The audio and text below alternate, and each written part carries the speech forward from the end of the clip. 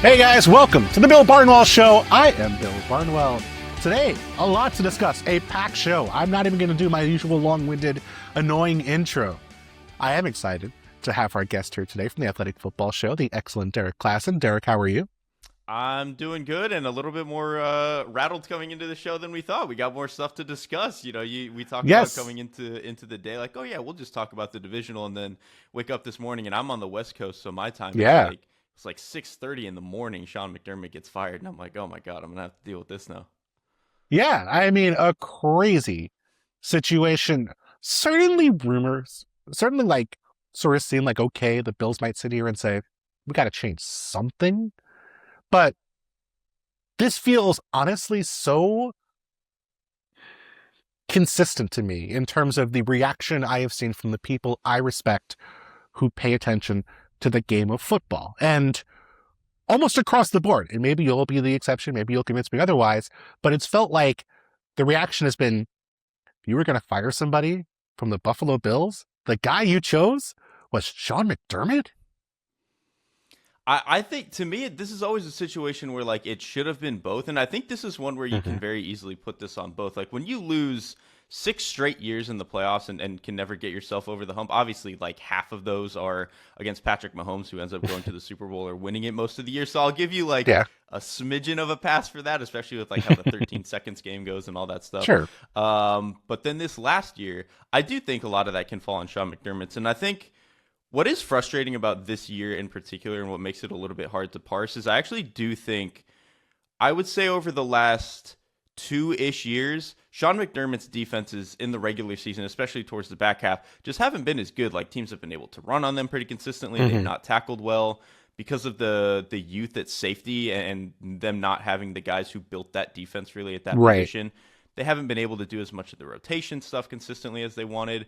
But I really did feel like this playoffs, they actually got as much out of that roster as they possibly could have. Like McDermott called a great game, or him and Bobby Babich called a great game against the Jaguars.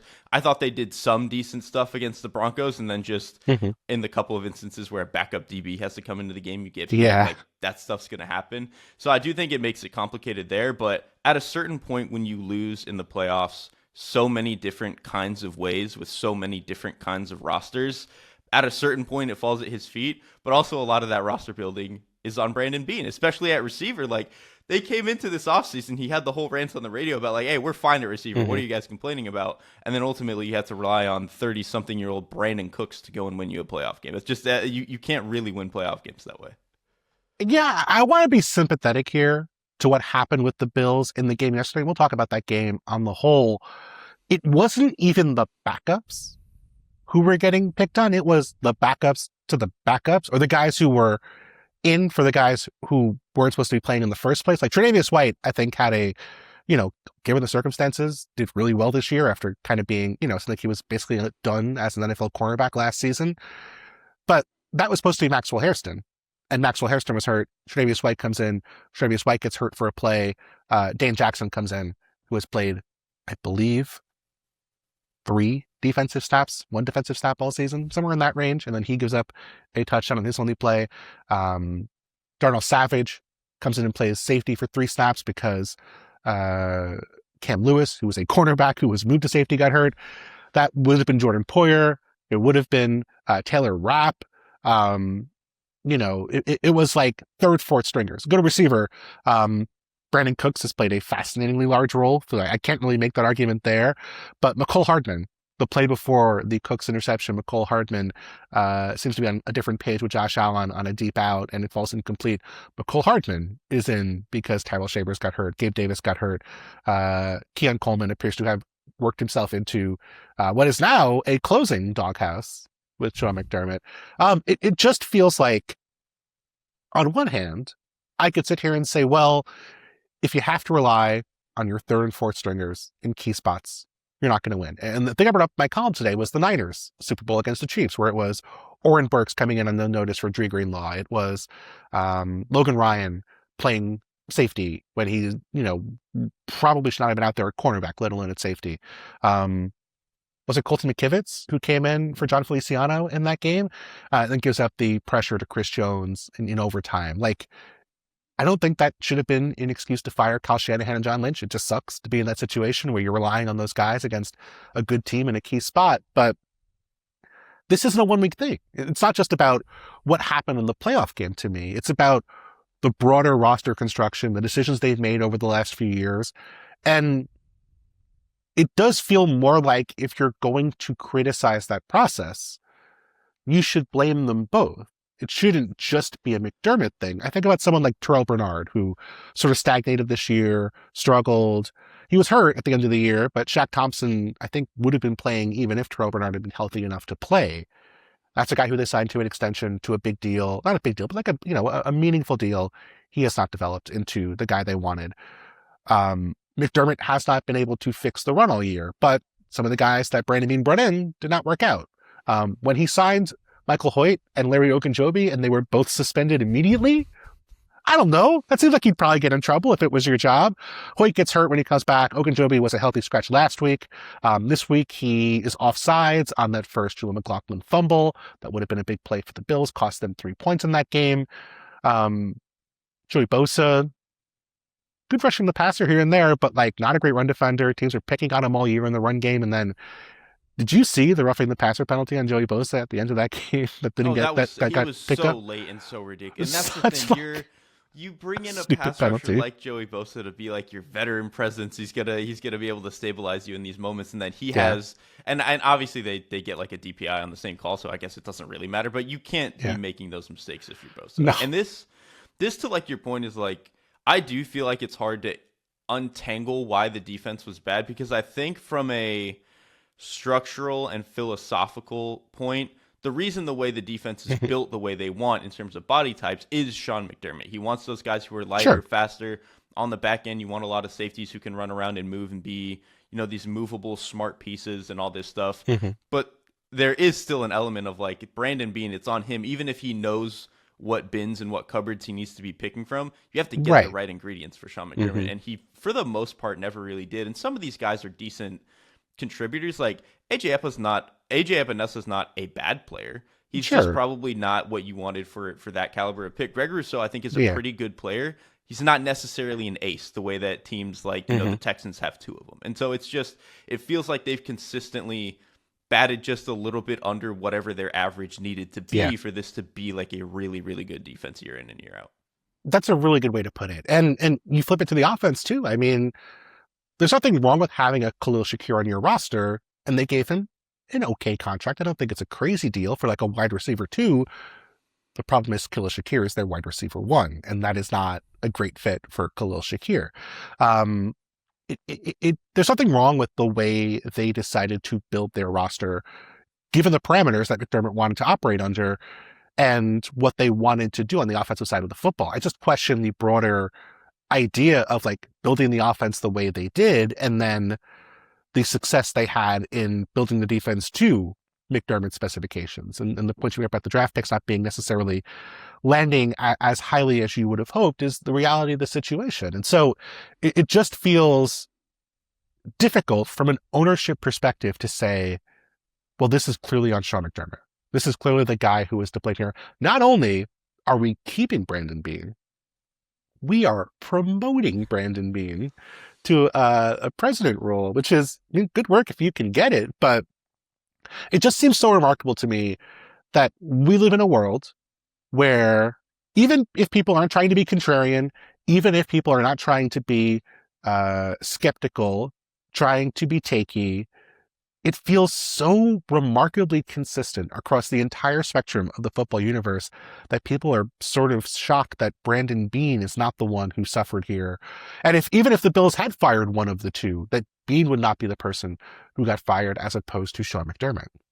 Yeah, I think it's just, I'm in the same boat. Like if I had to pick one, it probably for me would have been Brandon Beane. And I think what makes it's kind of especially weird in this cycle too, because I think if we go back maybe over the past, because I think some of the do you want to fire Sean McDermott after some of these losses has been bubbling up for 2-3 years now, right? Like this isn't the first time that this has happened. And I think in a lot of those cases, people's first inclination has always been, well, if we're going to fire McDermott, then we're going to go out and get one of those superstar offensive minds to pair with Josh Allen. Yep. who are you doing that with this in this cycle? Like maybe Clint Kubiak if you really think that he's of that level, and then otherwise, it's just the names I've already been seeing are guys that Josh Allen has worked with before. It's like, well, what if they just promote and keep Joe Brady? And it's like, well, why did you fire Sean McDermott then? Like, if you're already keeping guys who are in and around the building, people have floated the idea of bringing back Brian Dable, which I really don't think that does a whole lot for you. Like, it seems like such a weird cycle if your idea is we're firing Sean McDermott so we can go the other way. If they just want some new ideas and they want to just go after one of these other defensive guys, like I think Chris Shula could be good, Jesse Minter could be good. There are some guys they could pick. But if we were all so obsessed for 2 or 3 years of like, man, they could fire McDermott and get one of these offensive superstars. This ain't the year to do it. And the only other ones like on the like maybe Mike McDaniel, I guess, but like to me the best one would have been like go get Kevin Stefanski, who just got fired from the Browns. Well, he's already got a job now, and you're kind of You know, Arthur Blank has to feel good. Oh, They got that deal done last week. Oh my gosh! I mean, if you're John Harbaugh, if you're Kevin Stefanski, you checking your contract to be like, am I sure I did that DocuSign? Like, is it possible that we get the, like, and you know, this is a weird situation, right? Like, the expectations are going to be super high in a way that they are not in New York or in Atlanta. Like, of course, those teams want to win. They haven't won in a while, but like, the expectation stepping right in is Super Bowl, and that is a really high bar to set. It's really hard to pull that off. McDaniel comes to mind for me as like if you want an offensive guy, he's probably the best guy out there. Obviously, there's been a lot of Nate Schilhaas chatter in this cycle. Davis Webb has been kind of one of the other hot young candidates, but it just seems so tenuous to me. This idea that like we're in the middle of Josh Allen's career with a guy you know is going to be a Super Bowl caliber quarterback when he's healthy every season. You're taking this swing at this time with these options available in the open market. Maybe there's someone we're not seeing. Maybe there's like maybe Kurt Cignetti is going to be the next coach of the Buffalo Bills. Who knows? But like, it does feel like this wasn't the time to do this. That's ultimately where I land. Like you could have made the case over the last couple of years to maybe move on for McDermott if you wanted. But again, I just don't think this is the year. And like some of those younger names you mentioned, the Davis Webbs, the Nate Schilhaases, I think there's a chance within the next few years, those guys are great coaches. That is so far removed from what we got in the last cycle of Ben Johnson, who had like for 3.5 years, basically architected one of the best offenses in the league. Liam Cohen kind of coming out of nowhere and making a pretty good, surprising Bucks offense, one of the top 5 offenses in the league. Like, just feels like such a different swing that they would be taking. They would really be betting on this young coach who hasn't done it a whole lot. Everything is going to be so stable because we have Josh Allen already that we can just let this guy figure it out on the fly, which, again, in the middle of his prime, I don't know if that's the swing that I want to be taking. Sorry, I just looked over to see if there's any news that broke while we're recording the podcast. And I'm on the ESPN website I work for. Excellent website, lots of smart people. Rex Ryan, in a video here, wants the Bills to hire Bill Belichick as their I thought you were head going to say coach. he wants Rex Ryan. Rex Ryan wants the Bills to hire Rex Ryan. Run it back. Roman's available. Greg Roman is available after he got fired under awkward circumstances last time by Rex Ryan. It does feel like this is probably the most exciting option available. I mean, the Steelers, of course, talked a lot about them the past couple of weeks, like the tenure you have there in terms of, you know, how much latitude, how much leeway they've given coaches in the past. The Ravens, sort of a similar thing where you have the combination of a great quarterback and also an organization that's been very comfortable letting their coaches settle in and get a long time to work. I can't think of a off season like this before, where we had multiple Hall of Fame caliber quarterbacks with openings, several jobs that feel like they come available once a generation. Even the Bills job, I mean, McDermott's been there for a long time and overseen obviously a lot of success, but you know, it's not like they're an organization that seems like they're going to be hiring coach they're going to fire in 2 years. But I mean, do you feel like these teams have been too aggressive to make these changes this year, given the options that aren't available on the market? Like, is this more than like a widespread problem than just the Bills making this decision at this time?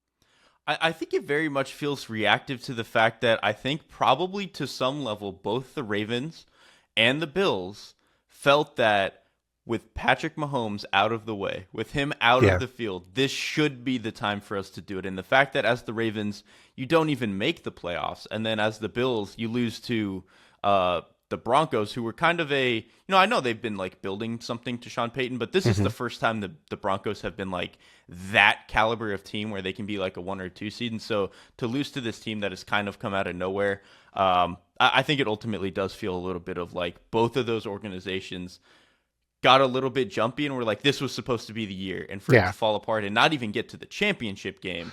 Like, I think if they had got to maybe the championship game and you lose a close one to Drake May and the Patriots, maybe the consideration is a little bit different. The fact that you can't even get past the divisional again, I think that's pretty heartbreaking for both teams. Yeah, and certainly, for the Broncos and for the Bills, close game, could have gone a different way. I guess let's get to Bills Broncos. Maybe we'll start. Do you want to start there, or do you want to start? Do you want to go chronological or reverse chronological? We could start Bills Broncos just because. Okay. I mean, we've talked about so much about one of their coaches being fired. Yes. Crazy game, obviously. But a fumble luck. I mean, this game could have gone totally differently with some fumbles bouncing either way. Bo Nix certainly now done for the year with a broken ankle. Don't know what to say about that besides it sucks. Like, it's not like it's something we can draw any massive conclusions from. This was I thought overall like a B+. Bo Nix game, did miss some throws, but really impressive down the stretch. Hit Marvin Mims in the touchdown pass. They lose. I know we talked a lot about the Bills injuries and how that impacted the game. Broncos did lose Troy Franklin during the game, Pat Bryant during the game. So they were really thin at wide receiver.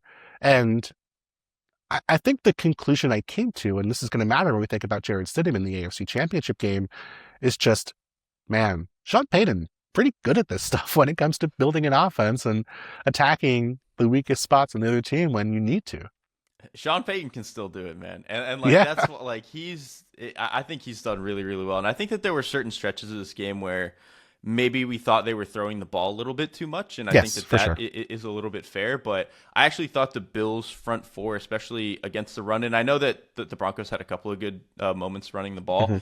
This, to me, did feel like the Bills' front could have gotten in the backfield if the Broncos had been running a little bit more. I thought they were playing okay, and so I get why he was like, we're just going to RPO, we're going to screen, we're going to do our outside the numbers stuff. And I just thought Sean Payton called a really, really good game for his quarterback. Like, you think about some of the big plays that he hit, Bo Nix will throw a dig route, and they hit a couple of those on some of those third down completions where third and longs, on some of those third and longs, and some of those, again, like, not the best ball. Like, Courtland Sutton's having to dig him out of the dirt, Marvin Mims is having to dig him out of the dirt, but he's still willing to throw those and get them there. The early in the game, they just go 2x2 spread and run 4 verts. And that's like feels like a college type of thing, but like Bo Nix is really good at throwing seam balls when you give him that type of space. And then to me, like, all of the touchdowns where I think so often when we think of play calling, it's like, oh, the play design and how are we using motion and all this stuff. But on the 2 big touchdowns, the one before the half, it's Darnell Savage has to come into the game because Cam Lewis just got hurt, and Sean Payton's like, all right, we're going to circle that guy. We're going to target him. They do the little rollout right and then throw the big deep post back the other way. And then the go-ahead touchdown to Marvin Mims, that's literally the play after Trey White goes out, and that's like, all right, we're just going to target Dane Jackson. Like, football can be so simple sometimes, and I think Sean Payton has been around long enough to know that it can just be that simple. I go back to the year they won the Super Bowl with Saints Colts, and they had Jabari Greer at cornerback on New Orleans, and he was having a monster year. Like, it was like one of those things where you would check the numbers and be like, there's no way this dude is that good. And he was phenomenal. And he got hurt in the Super Bowl, and he comes out for one play. And guess what Peyton Manning did on that next play? Threw a touchdown pass past the dude who replaced Jabari Greer. Like, it is really that simple for stretches. But like, that swung the game. That's a 14-point swing. And then you go to the fumbles. The Broncos recover, or the Broncos don't recover the June McLaughlin fumble early on, but an offsides overwrites it. They get a field goal on a drive where Bo Nix should have had a touchdown pass, but it got dropped by little Jordan Humphrey on a fade. They get the weirdest double up at halftime I can think of, where Josh Allen fumbles at the end of the first half, Josh Allen fumbles at the beginning of the second half. They get 6 points from field goals from there. I mean, if you want to say Sean McDermott did something really wrong yesterday, I think the way they handled their timeouts in the first half, and then sending Josh Allen out there with 17 seconds and no timeouts, and not having whatever constraints you can have to say, hey, Josh, the one thing you can't do is scramble forward. Because even if Josh Allen doesn't fumble in that spot, by the time they spike, maybe they're getting a Hail Mary off. Like, it should have been take a shot, throw it in a safe place, try to get out of bounds. If not, we're going to half. Like, that's on the coaching staff to me. I know Josh Allen shouldn't have fumbled. He's going to blame himself. But like, you have to be aware that you have a lunatic at quarterback who is going to try and do everything and coach that situation accordingly. It just felt like terrible situational football from an organization that has a veteran roster, veteran coach. They should have known better.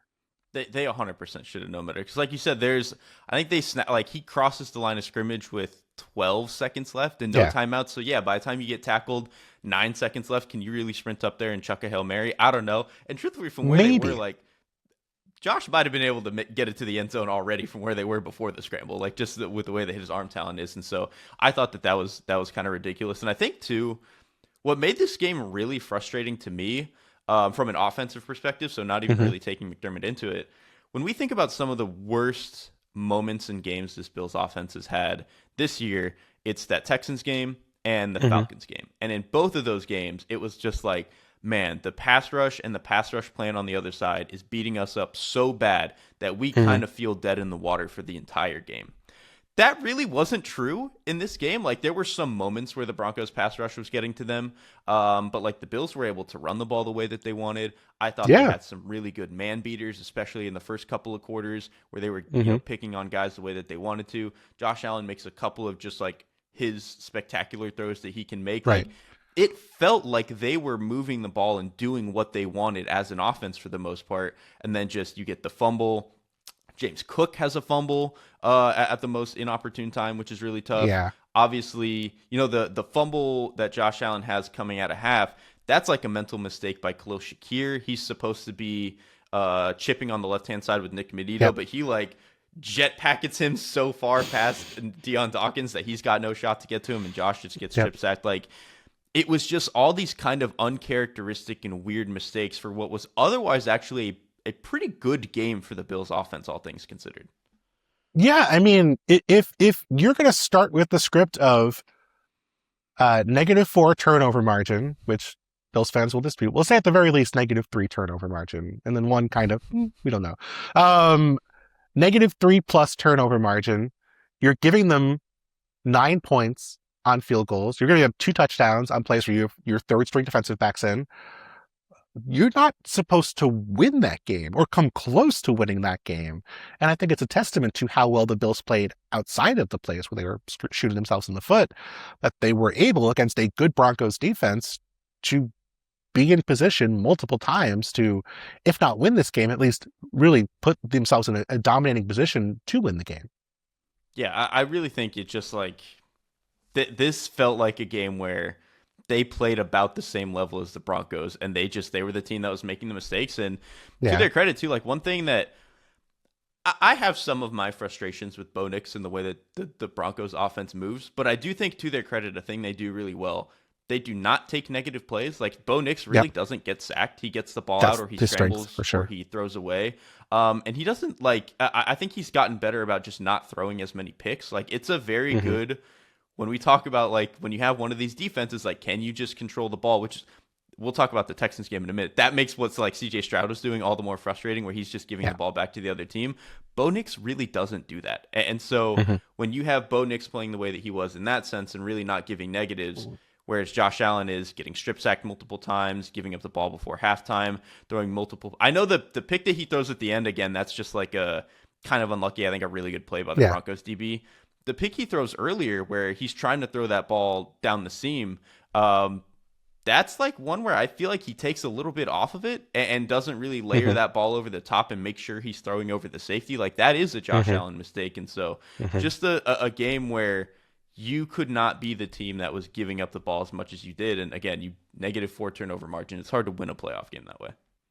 Yeah. And last year, what made Josh Allen so devastating was he was a negative play avoidance machine. He didn't take sacks. He did not turn the ball over. And so when you have this monster who is only moving forward it's terrifying for the opposing defense. This year, we still got a lot of the impressive, crazy Josh stuff, but we also got more of the negative plays, and this felt like a microcosm of, what that can look like when things go wrong. It's not that Josh Allen's a bad quarterback suddenly, but just when your sack rate triples, when your turnover rate, I think, doubles at least, if not more, that impacts things. Even if you're great the rest of the time, like, your margin for error decreases so dramatically.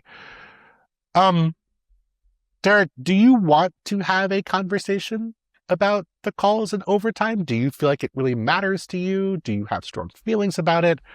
I'm going to leave you to decide how much we talk about what happened on those 3 plays in overtime. I think I was mostly fine with all of those. Like, Yeah. I am always someone who, like, especially with DPI, it's like, let the players play. And I know there's an element of the one at the end that is like inside of the 10, where I think it was Marvin Mims they get it on. I know that he's beat, so it's like, the DB having to scramble and get back, like, that's a tough situation. But I always think when when the receiver so obviously has to stop and come back for the ball, DB should get a little bit more grace there. But I think by the letter of the law, that is obviously a penalty. The interception, where Brandon Cooks, like, kind of has control, kind of doesn't, to me, never completes the process of a catch. And I think that, to me, is like, I'm totally fine with letting that be a Broncos interception. Because I think a lot of people have, like, you take the screenshot and they're like, well, he has control. It's like, yeah, the frame isn't moving. Of course it looks like he has control. But if you watch the play through, it's like, well, he's, like, up in the air. He never really gets, like, his feet down because he's obviously, like, in the air and, like, falling. As soon as his chest hits the ground, it kind of starts to pop out, and McLaughlin just rips it out. Like, that to me, or McMillan, sorry, that to me is an interception. And so, unlucky break, but, like, that I think to me is the right call. Yeah, I mean, the comparisons I've seen to, like, the Aaron Rodgers play earlier this year, or even Davante Adams catch in the final game of the weekend, those plays were so much, so much more obviously to me than Cooks would have had it. The screenshots, I don't want people to not use the film or not look at what's happening on the field. I think that's a positive on the whole, but man, screenshots are just, so many bad things happen. Like, I feel like in the past it was, you get the screenshot of the dude who was totally out of the progression, like totally opposite side where the quarterback was looking, and people would be like, that guy's wide open. And he's like, there's a 0% chance that quarterback is getting there. He's not even thinking about this guy on this play. And I feel like we faded that out a little bit, but I just feel like, when I think about these calls, I think, what if the opposite was true? Like, for Bills fans, they are tormented by what they perceive to be bad calls in games, especially against the Chiefs. If this play was flipped and it was Rashee Rice catching a pass like this, and Tre'Davious White came away from it, or Cole Bishop came away from it with an interception, would Bills fans be like, yeah, that was probably a catch? Absolutely not. Never in a billion years. If you wanted to say it was incomplete, I could believe that. I don't think I would be crazy to say this wrong. If you wanted to say it was an interception, I have no issue. Even if you said it was a catch, I don't think so. But I can't be like, oh my God, you're insane to think that. But once it's called an interception on the field, I don't see how on earth you could justify overturning that call.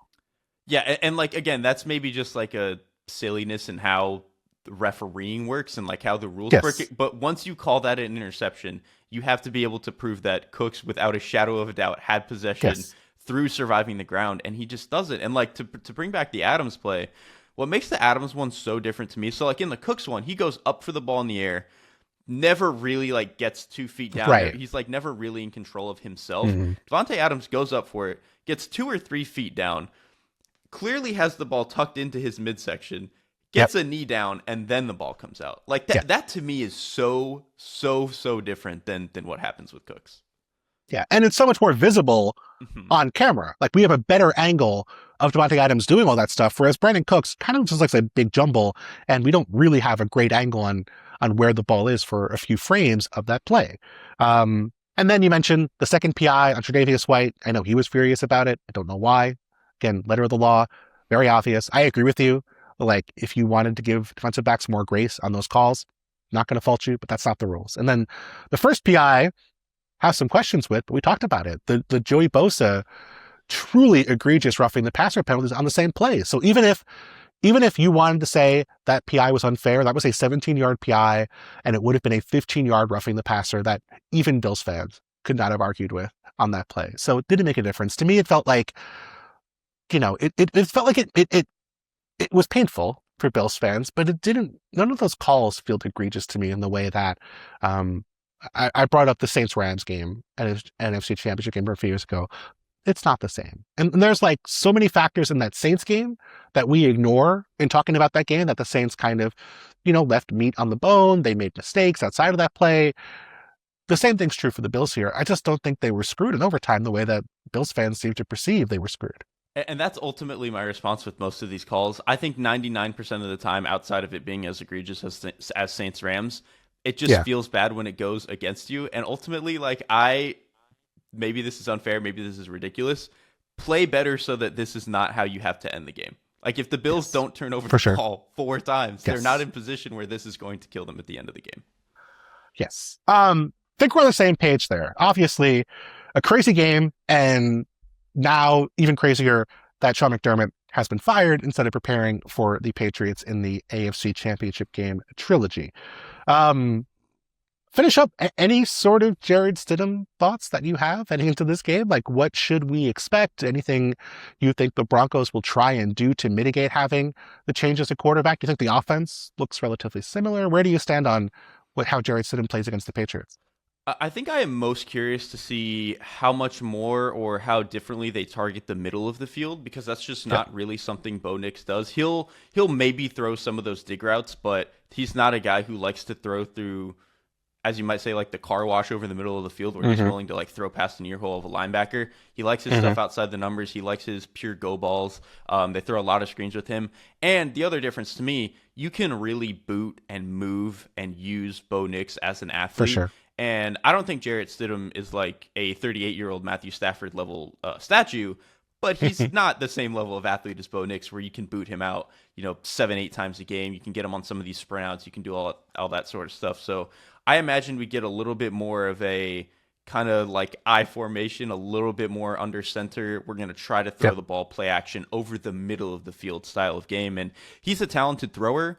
Whether or not I think that he's going to be able to decipher some of the craziness that I think the Patriots have actually been throwing over the last handful of weeks on defense, mixed with how I think outgunned they are in terms of wide receiver talent versus cornerback talent in that game, we'll see.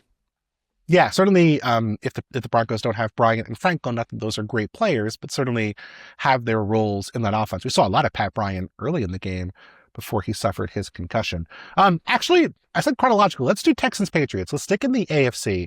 We did talk about CJ Stroud a bit earlier on, talk about the Patriots mixing things up.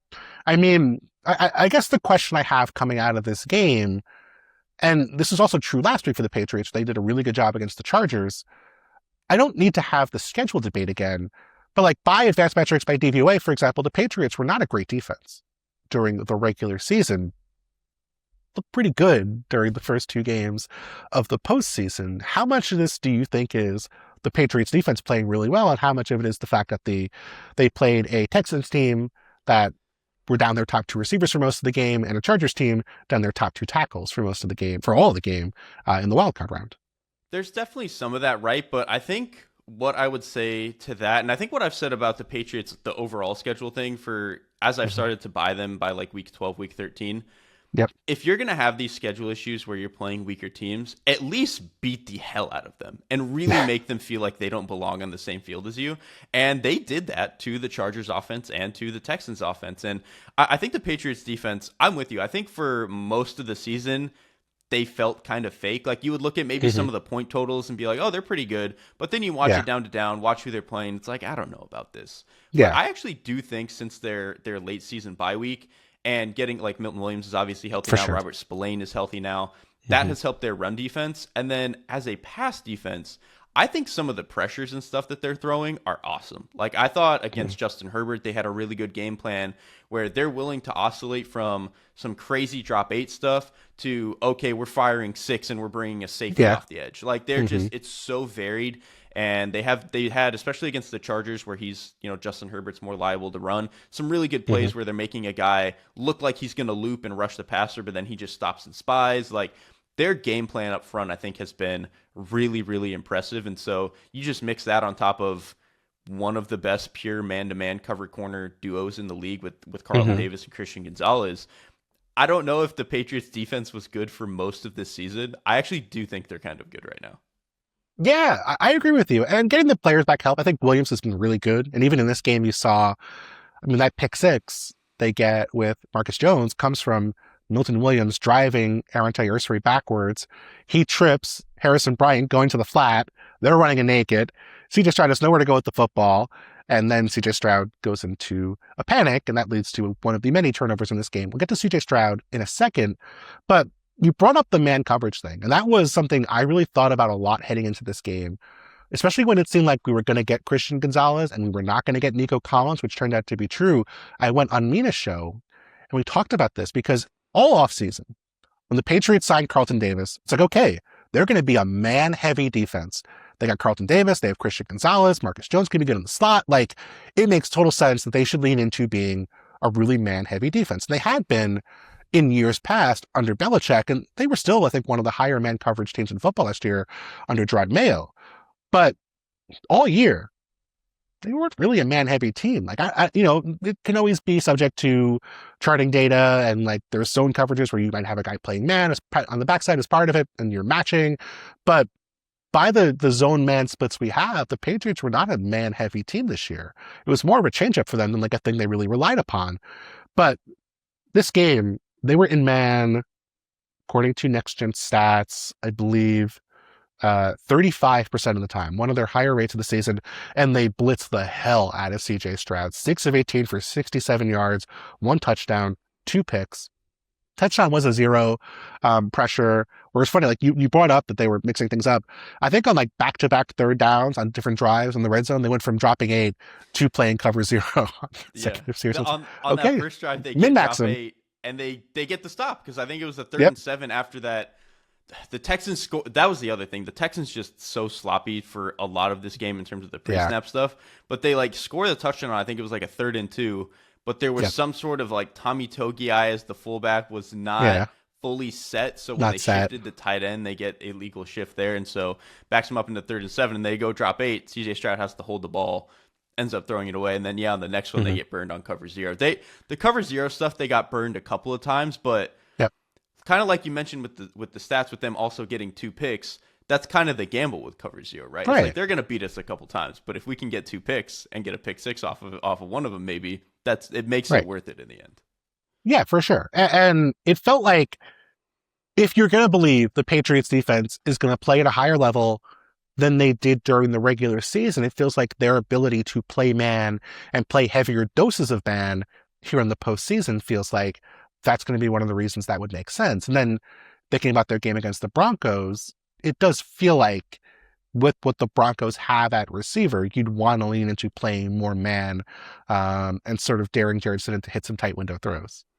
I would definitely agree, especially because like you have the exact corners to give Courtland Sutton issues where it's like if you're going to have this big-bodied X receiver like Courtland Sutton, who actually did get taken away for a lot of this last game against the Bills, but because Christian Benford is also a big guy who can like kind of bully you and get hands on you. Both Christian Gonzalez and Carlton Davis are obviously built to do that, so I do think they have a pretty good matchup there. And then the other thing that I would say too, and we definitely saw it in this game, the interior trio that the Patriots have with Milton Williams, Christian Barmore, Khyiris Tonga, they're a really, really good run defending unit when those guys are together, because you just have Tonga who in the middle at nose really doesn't give up a whole lot of space and can get knockback more than most noses can. And then both Christian Barmore and Milton Williams just have unbelievable capacity to get into the backfield immediately. And so it makes life so easy on guys like Christian Ellis and Robert Spillane at linebacker, where they can see the gap that they need to hit so quickly For because sure. Milton Williams and all them can make it. And that's how you end up in a spot where I know that drive out of the half, the Texans ran the ball well, but there was a point in the first half where they had like 10 carries for 12 yards or something Yeah. crazy like that. Like they were really getting in the backfield insanely well in this game. I thought Corey Durden has been really good for them as well in a situational role. Like that is a deep, talented front four. And I mean, Williams, like, it's sort of unfair because like he's on such a massive contract that it's hard to be like providing a lot of surplus value. But if outside of the injury, if you were the Patriots and you were like, this is what we're hoping to get from Milton Williams, like this is exactly what you would have wanted. Legit pass rush ability, real threat against the run, like starter caliber snaps. Like he has been really impressive when he's been on the field this year. And he's been a major difference for them in the postseason. Okay. CJ Stroud. We can make the arguments. I don't think we have to be naive about this. Like the run game sucked. It has sucked for 3 years. I think they are last 31st or 32nd in success rate over CJ Stroud's 3 seasons in the NFL in design on design rushes by EPA per play. The offensive line, it's not good. They changed everyone. It's better, I think, than it was last year by the end, but it's still not good. They've changed the offensive coordinator. How much of this and what we saw yesterday do you put on everything around CJ Stroud, which, by the way, like I said, was without Nico Collins and without Dalton Schultz, who got hurt early in this game? It feels like this was the moment where people were willing to put a lot more of the blame on CJ Stroud. I think it's a little bit difficult because I do think if you just purely look at the situation, like this offensive line is still bad. You can't run the ball at all in this game. So you're in all these 2nd and 9s and second and 11s and whatever it is against a bad team. You don't have your best receiver, don't have your best tight end for most of this game. That's probably a really difficult position for any quarterback. But I do think with CJ Stroud, especially over the last couple of months, you can clearly feel all of this compounding on him. Like years of having to be the superhero in this offense, I think has really started to wear on him. And he's kind of, I think what makes the CJ Stroud thing really frustrating and different than some other guys falling off is I think sometimes when we see quarterbacks have some of these high highs and then maybe they fall back down to earth, it's problems that we knew were already there. Kind of like with Baker Mayfield this year where he was like super hot beginning of the year, super good last year. But when he starts to have, it's like, okay, he's having some of these accuracy misses. He's getting a little bit sped up in the pocket. Like Baker, that's always been there a little bit. Like when you chip away at someone, what the help is, like that's just who he is. The issues that Stroud is having, where he's sprinting around in the pocket and isn't keeping his eyes down the field, and then also not willing to give up on plays whatsoever. Those are new problems. Like even if you didn't think CJ Stroud was special as a rookie, or you had some issues with what he was in his second year, those weren't the reasons that he had any issues. And so to me, the fact that it is very clearly like new calluses and new mistakes that he's making, that's where it becomes like pretty deeply concerning to me. Yeah, I agree with you. And I do think like there have been games where it feels like when it feels like the world is against him, he has gone into like a really messy hero ball mode. I think about maybe the Jets game last season where they were just getting stomped up front and it was, it kind of compounded the mistakes CJ was making. I just don't know how you fix it at this point because CJ Stroud is about to get a lot more expensive. I mean, I think after his first season, it was like, well, 2 years and he's going to be the highest paid quarterback in football. Whatever that deal is, he's going to get more than whatever the top of the market is. Will Anderson, who was an absolute monster in this game. Oh my God. Him and Hunter, man, I mean, the Texans front was monstrous, but like he was truly a freak in this game. That last strip sack where he just goes straight around Will Campbell, and Will Campbell, who's a top 5 pick, looked like a high school player next to Will Anderson. He's going to be the highest paid defensive player in football. Like he should ask for the Micah Parsons deal, and I can't imagine the Texans would push back for a second because he's that caliber of player. If you couldn't fix this when CJ Stroud and Will Anderson were on rookie deals, when those guys sign extensions, they're going to be combining to make more than $100 million a year. How do you fix this now if you're Nick Caserio? What if you were going to try and fix this and try to get CJ Stroud in an infrastructure where you can sort of heal some of those calluses, some of those mistakes, and try to get him back to the player he was as a rookie before he developed some of these bad habits? What do you think you can even do at this point? It's going to be hard resource wise, and especially because this is the position that every team wants. But like the offensive line just simply has to be better because I think, Yeah. regardless of whatever we want to say about CJ Stroud developing some of these new issues and him obviously owning a lot of culpability for how bad some of these games are getting, Hmm. nothing about the Texans offense has felt easy over the last 2 years. They can't run the ball, so they're always in Yeah. really difficult down in positions, down in distance positions. Hmm. And then even in terms of just offense and scheming up throws, I think they have games where the deep play action shots they scheme up fairly well, but I think they don't have very many like consistent games and consistent drives where it feels like, man, they're really picking apart this particular thing about this particular defense, where it feels like they are giving CJ Stroud a bunch of easy answers. And so I think again, it's come down to a point where he's had 2 years of everything feels so difficult because you can't run the ball, you're in bad down and distances. And then when you get into the passing game, they don't have enough easy answers for him. Like the Bills' offense has its issues, but they at least have a Hmm. really good offensive line and they can run the ball. And they have given Josh some easy answers at certain points. The Texans have really done none of that, and so it's going to be really hard to fix the offensive line because again, some of these guys are going to become expensive. You're probably going Hmm. to need to hit on draft picks, which the ones that they've thrown at offensive line have not really worked out for them for the most part, and so that's Hmm. going to have to change. But to me, I think if the offensive line can go from 30th in the league to 20th and you start to have something that's workable, that might get you back to rookie season Stroud. Hmm. But that's always like easier to say that we're going to do in the offseason than actually deliver on it. Yeah, I mean, the Bears might be an example of an exception there. And obviously, Ben Johnson plays a big role in terms of making life easier with a lot of play action, doing what you can to, build the run game and not have your offensive line stuck in third and long pass pro situations over and over and over and over again. I feel so bad that they wasted that defensive performance against a good Patriots offense. I mean, oh, I would feel sick if I were the Texans offense, given how absolutely devastating the Texans defense was in this game. And because I think there's going to be maybe if people miss that game or whatever, you're going to look at the score and be like, oh, well, the Texans defense couldn't have been that great. But yeah, one of those touchdowns is a pick six.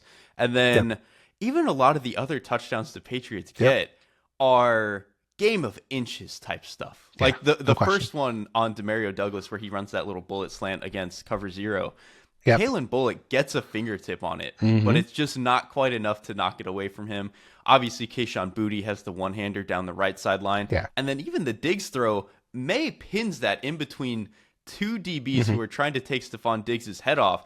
They get a good hit on him, and he just hangs Hmm. on. Like, they made this game as difficult as possible for the Patriots, and they just hit on a couple of, like, game of inches touchdowns, and that's ultimately the difference. Yeah, and I mean, the Texans did create takeaways in this game. They gave the offense some short fields, which is like all you can ask for if you're that offense. It's just, hey, can you get us a couple drives from the 25-yard line to try and score because we can't consistently move the ball down the field without either turning the ball over ourselves or committing a penalty or being stuck in third and long and CJ's running for his life. Um, it was so much fun to watch. And I feel like I will miss Josh Allen, obviously, as the postseason goes on. I will miss this Texans defense so much. They have just been wildly impressive. And, you never know. Like who knows if we'll get into a season like this from everyone there. Obviously, a lot of their key players were healthy for most of the season. They're a really deep defense, and they're going to not be as deep because you have those guys making a lot more money. It just feels like, this team on paper should be a championship caliber team. And through some of the decisions they've made, I mean, they burned $25 million on fire with Cam Robinson and CJ Gardner-Johnson. Who else did they get? A couple other players who did not make the roster or were off the roster quickly, who they gave millions of dollars in guarantees to at the beginning of the year. Just feels like a missed opportunity. And we keep coming back to like the idea of, oh, no Mahomes, no Lamar, this should have been your chance. It seems reductive. Like, obviously, yes, everyone knows it's their chance, but I mean, this was such an incredible defense, and it just feels like such a shame that it's going to waste. And because defense, I think we say a lot of times that defense, you can't sustain it quite as well, and that will probably be true because I do think it is difficult to do that. And they were pretty healthy for a lot of this year. But I do trust D'Amico Ryans to keep this thing going. And I think when you have those two race car pass rushers, you'll still probably be pretty damn good. But I think this year, what the Texans defense were, in the overall like NFL history, the NFL pantheon, they probably won't be remembered because, you know, you only get to the divisional round and you lose a disgusting game. This is one of the best defenses I've ever seen in my life. They were unbelievable. This is as good as 2015 Broncos. This is as good as some of those Legion of Boom teams. They were really that level of defense, and they were just failed so spectacularly by the offense on the other side. Yeah, and, you know, a lot of those pieces are back, but who knows if, you know, Daniel Hunter's in his 30s. He has 1 billion NFL snaps in his body. Maybe he plays 5 games next year. I'm not hoping for that, but it just feels like the pieces came together in a way that maybe you could not have expected. Another defense turns out is pretty good. I think we should probably rush through this game. There's not a ton to say about Seahawks 41, Niners 6. I mean, did you learn anything that you did not know heading into this game about the Seattle Seahawks or, I guess, the San Francisco 49ers? I don't really think I learned a whole lot. I just think it is, for as good as we know the Seahawks defense is and for how well Mike Macdonald has coached this unit, and for I know some of the injuries that the 49ers have, obviously no George Kittle in this game. You're a little bit banged up at receiver still. For you to have 2 games in a row where you don't let a Kyle Shanahan offense into the end zone is pretty unthinkable. Like, even for one of the best defenses we've ever seen in the modern era, to get that level of achievement is pretty insane. I want to say at some point I saw that Mike Macdonald is now the only coach to have held a Kyle Shanahan defense to no touchdowns in multiple games. And he's only played him like 5 or 6 times. Like it's just completely insane that he's been able to do that. And so I don't really think we learned anything, but what I will say too is I think we all saw that 13-3 game they played in week 18. And we were like, man, the Niners kind of kept it close. Maybe they'll have a chance. They were so clearly the better team in that game. And this felt more reflective of how that game should have gone. This 41-6 score. Yeah, I mean, 13-3, you could have made the case, oh, Christian McCaffrey, you know, drops that pass in the red zone. Maybe that's a touchdown. It's 13-10. Who knows? Like, yes. But that felt like a 90th percentile Niners have things go their way game. This was a 25th percentile Niners go their way game. Christian McCaffrey gets hurt. You get a touchdown on the opening kickoff by Rashid Shaheed. And then I think the one thing that I really took away and said, this might be meaningful, and this is something I think would be really valuable if it's the case, Seahawks ran the ball really well in this game. Second highest success rate for Kenneth Walker over the last 3 seasons in any game. He goes 19 for 116 and 3 touchdowns, just one stuff. Zach Charbonnet gets hurt. Obviously not ideal. He suffers a knee injury. We don't know.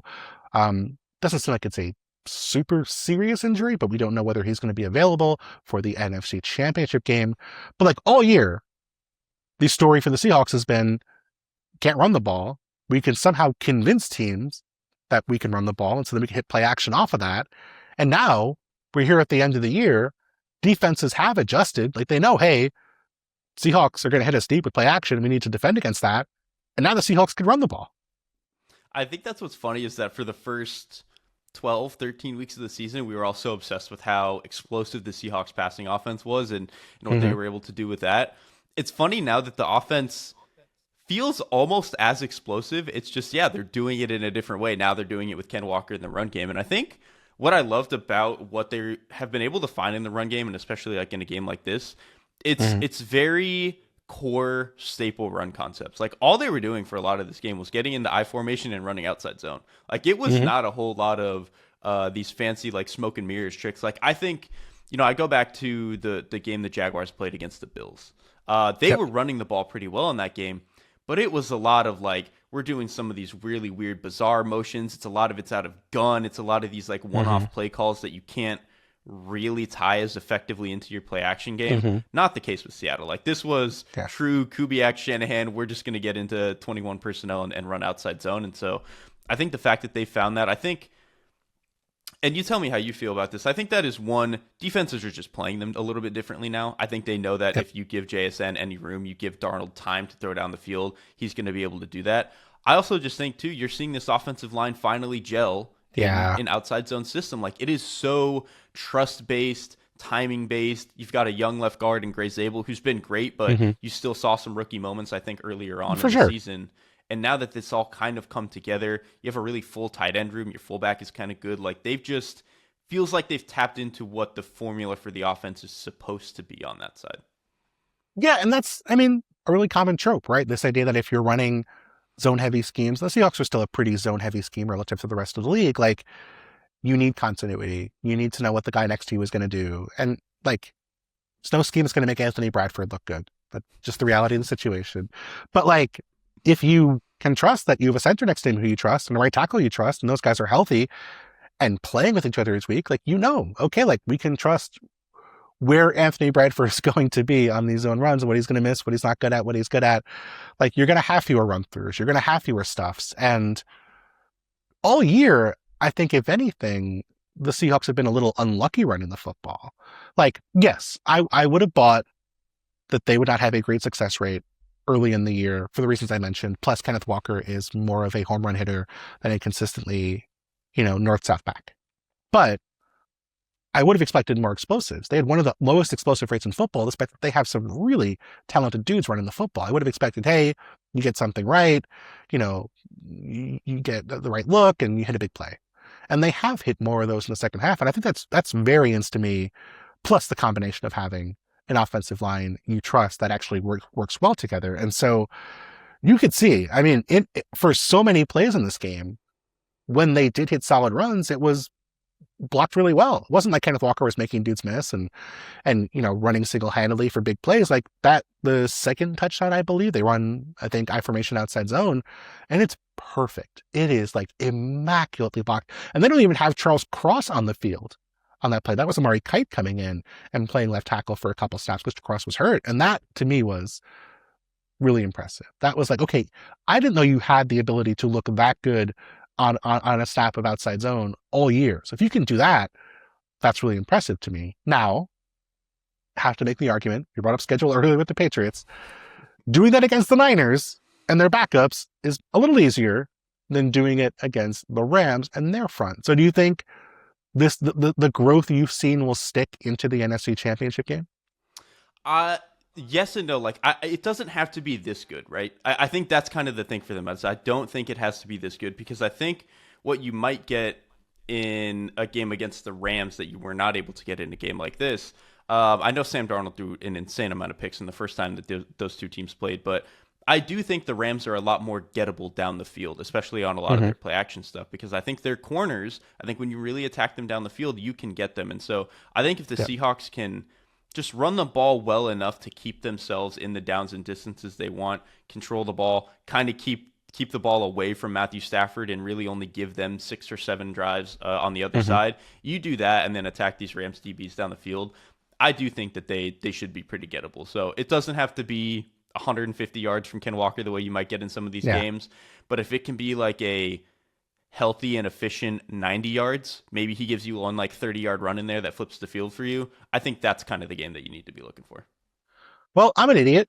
I just get this whole thing about, Zach Charbonnet injury seems like it's going to be minor. Zach Charbonnet, according to Brady Henderson, will need season-ending surgery after suffering a significant knee injury on Saturday. So, goes to show, don't listen to me when it comes to injuries. I'm not a Twitter doctor. But obviously it does impact things. You're going to see a lot of Kenneth Walker. I think there's a benefit to keeping him fresh. Charbonnet's been their goal line back. I think they trust him within the role. I think he's, a really underrated player in a lot of ways, but does feel like it's going to be Kenneth Walker or bust on Sunday for the Seahawks. Rams, Bears. I mean, like, it's weird that this was the lowest scoring game on the slate. Did not expect that. I think I called like 47-41 as the score of this game. Some moments in this game where I felt like they were going to score 40 points each. Didn't really work out that way. I mean, I guess like the thing we have to start with is the Caleb throw. And the thing I said in my column today was essentially we have to have him in that group of people of oh my God, there's only X quarterbacks in the league who can make this throw. Like that is a Mahomes, Allen, Herbert. I guess Stafford sometimes in that conversation. Obviously, he's a freak. We'll talk about his throw in overtime as well. But that's an absolutely insane pass, doing the exact thing he was not supposed to be doing in 2025 in a key moment to extend the game. I think that's the funniest part of all of it is the whole deal with bringing in Ben Johnson and fixing the offense is so that Caleb doesn't will have to do that. But ultimately, you draft him and you start him so that he can do that when you need him to. And I think purely the throw where it's like 50 yards in the air off the back foot. There are probably a half dozen guys who can do that. The Matthew Stafford, Justin Herbert, Josh Allen. I think when you also add in the fact that he makes that 30 yards longer because he's the one who's sprinting 30 yards further away from defenders, that to me might be like him and Mahomes. Like that's kind of it. I think maybe like peak Rodgers probably could have done something like that if he really wanted to. But it really is a thing where like I just don't know how many guys in my lifetime I've seen who are capable of that. And I think what's funny is I think there's one part of it where people watch the play and you see the corner at the end get lost and he ends up way short of it. Well, it's like, yeah, if you're a corner and you look at a quarterback run 30 yards backwards off his back foot, try to throw 50 yards, you probably think he can barely get to the pylon. So of course you're coming up to play it and misjudge that. And so people are like, oh, Komet's wide open. And it's like, yeah, because a quarterback shouldn't be able to get the ball there. Like that, it comes down to that. Yes, that's a really good point, and it's totally true. I don't blame. Was Kobe Durant right? He was in coverage on Komet. I think so, yeah. Um, not blaming him for what happened. I'm not blaming anyone on the Rams for what happened on that play. That was just you encountered a freak, and the freak hit you with a 50-yard, 14-yard pass to extend the game. Do you think Ben Johnson should have gone for two? I understand if he would have done it. I think it totally would have made sense. And I think if this was a game where kind of like we maybe thought going in, where this was like a 37-41 game where both teams were just rattling off scores, I totally would have got that. Because then you would have been scared of giving Matthew Stafford the ball on the other end and him going down and scoring. Where I was okay with them actually not going for two is their short yardage stuff the entire game was bad. Yeah. They could not run the ball as effectively as they wanted, especially like as the game went on. I thought they got worse and worse running the ball for the most part. And then they'd even just had other short yardage at the goal line stops and issues before that. Like very shortly before that, they had I think 3rd and 2 where they try to get DeAndre Swift bouncing out to the right-hand side. That gets stopped. And then the 4th and 1 or 2 right after that, they try to throw the ball. They go into that like 4x1 set where they push guys out, and then Omar Spates just makes an incredible job not biting on the shallow route in front of him, sliding back into that little spot route that they're trying to throw. Like your short yardage stuff for a lot of the game had not been that good. I get why they were like, you know what, we're going to extend it. Our defense is like kicking ass and playing well. If we go to overtime, we feel like we had a chance. And like, that's not hindsight. They did. They got to overtime and they got a stop and were driving. And then Caleb just throws a pick. But like they got what they wanted, I thought, out of that, if not for Caleb Williams throwing the interception at the end to Quentin Lake. Yeah, I mean, even using hindsight, like you said, they got what they wanted. I don't have any issue with that using hindsight. And then using foresight in that moment, you're totally correct about their struggles in goal-to-go situations. I think inside the 5-yard line, they ran 6 plays. They got 1 touchdown. Even on that touchdown, Caleb is trying to work the flat. And it's covered. It's not there. He has to work to his second read and then hit DJ Moore coming across the field. And, great that you can do that. I don't know that you feel great about that if you're Ben Johnson, if you're like, well, the play design did not work, not get us what we were hoping. And then the other thing that people have not talked about very much that I think really matters here is they didn't have Colston Loveland. Colston Loveland got a concussion with a minute and a half left in this game and didn't play into overtime. And that's going to be like one of your key targets on a 2-point play. Last week, I think they came out in jumbo and then isolated him against, was it Nick Niemann for, it was Nick Niemann, for a 2-point play. And like, that's a logical thing to do. You can't do that. You don't have that dude without Colston Loveland on the field. And so that seemed like another reason to play it conservatively. I think the defensive argument you made is accurate. They had been very good on defense throughout the game. And like you said, number one, they got what they wanted. And number two, you go to this game and you go to the Bills game where the Bills kicked the Broncos punch on the first drive of the game. Bills chose to kick after winning the toss. Broncos drive, punt on the first play of the game. Bills then get the ball second.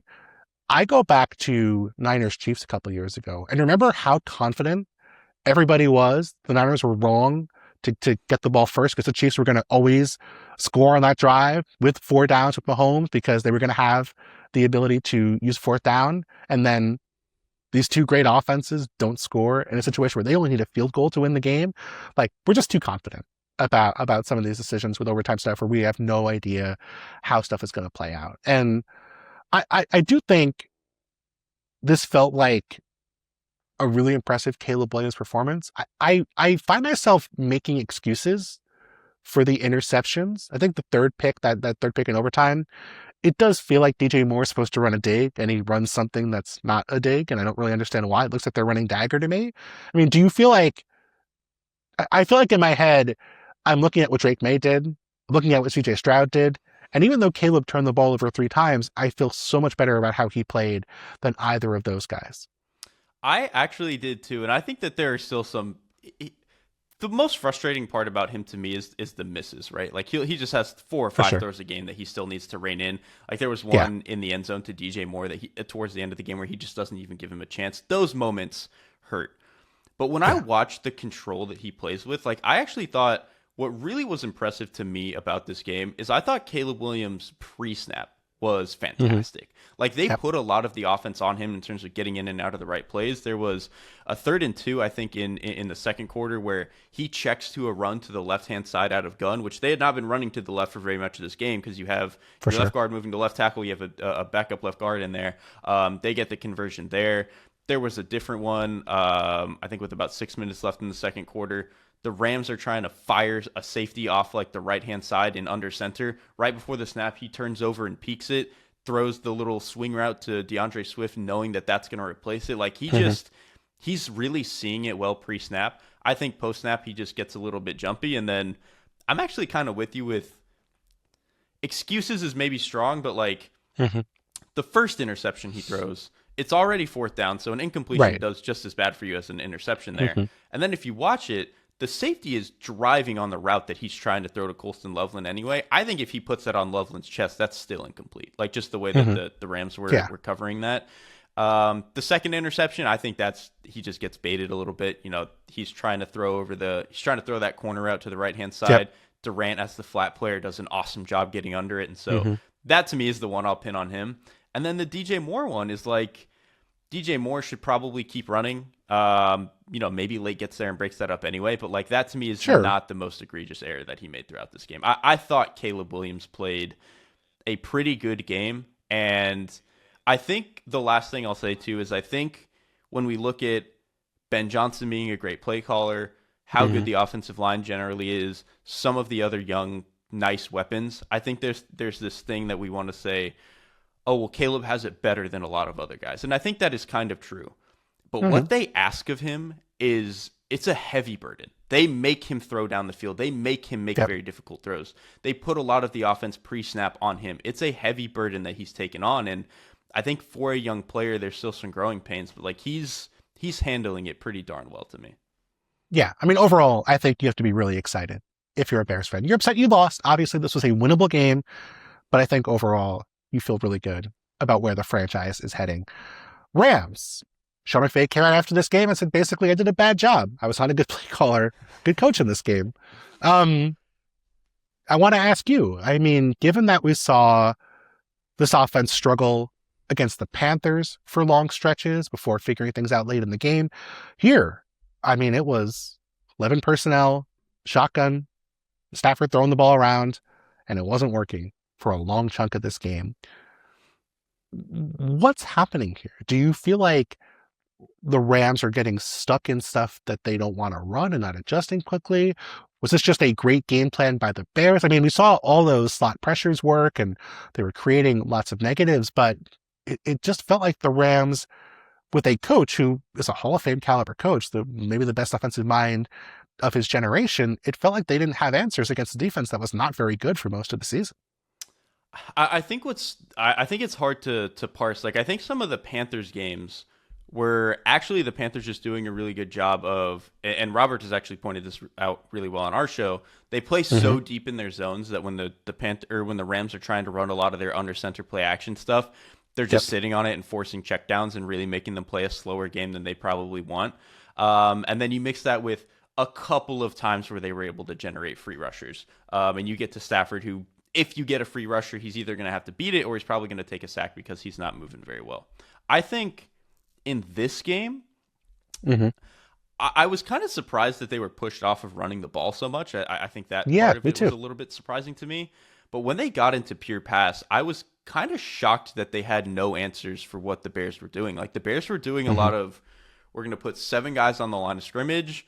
Sometimes they're all coming. Sometimes it's only 4 of them, and we're going to pop guys out. And you could see that they were spinning a little bit. And there were certain instances where there was 1 third down. I think it was like a 3rd and 6 maybe, where they get baited into just calling like a smoke screen to the right-hand side. That gets tackled really well by the Bears.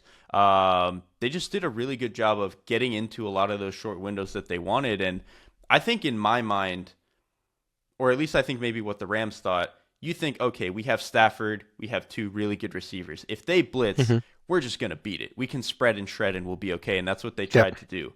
I really wanted them to be more like, okay, we're going to have 7 in protection. We're going to make damn sure that this is blocked up, and we're going to throw it over their heads. I was kind of shocked that they didn't try that approach really at all in this game. That's really what I wanted from the Texans for most of the game. And it's like, well, you're not going to lead. You're leaking stuff. You're not going to have... you're just not running drives consistently enough where you can march the ball down the field 10 yards at a time. Like, your best shot is, we need to take 30-yard chunks out of max protection and hope we get a PI, which they did a couple times in that game. Hope we get a big contested catch. Like, we just have to take, we're not going to score any other way. Like, we're going to screw up on the way. It was different in this game. I thought the Rams could have run the ball more. By the way, Matthew Stafford, 0 for 9 on play action in this game for 0 yards. Not what you're hoping for with play action in the spot. But yeah, it just felt like, maybe I want to give the Bears credit. Like, I think they had a game plan that worked. They were trapping a lot of stuff, which was nice, and taking away some of the reads Stafford was expecting to get to when they did show those looks. And they tackled really well for most of the game. And I think that was like a big plus for them because they're not always the best tackling team. But it was just shocking that they didn't try to run them out of it. I thought, hey, you've had a lot of success out of 13. They were terrible with multiple tight ends on the field in this game, but they only ran it for a handful of snaps. Like, okay, try to get the Bears to, play nickel or play base against your 3 tight end set, or play nickel against your 3 tight end set and run the ball. Like it just felt like you had these other options for most of the game, and it felt like Sean McVay was so slow to get to them. And that just seems surprising to me. It was surprising to me, and I think with some of the 13 personnel stuff, and maybe even some of the overall play action issues they had in this game, I wonder how much of that was they just weren't as comfortable or as effective booting because of the weather.